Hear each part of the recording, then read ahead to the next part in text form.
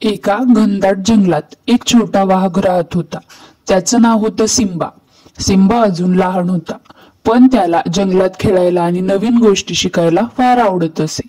एके दिवशी सिम्बा एकटाच जंगलात फिरत असताना त्याला एक कुत्रा झाडामध्ये अडकलेला दिसला।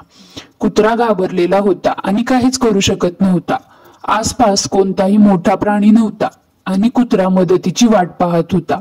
सिम्बाला थोडी भीती वाटली, कारण कुत्रा त्याच्यापेक्षा मोठा होता, पण त्याने ठरवलं की भीतीपेक्षा मदत करणं जास्त महत्वाचं आहे। सिम्बाने झाडाच्या फांद्या हलवून कुत्र्याला बाहेर काढलं।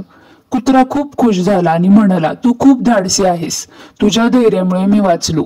तेव्हापासून सिम्बा जंगलात धाडसी वाघ म्हणून ओळखला जाऊ लागला।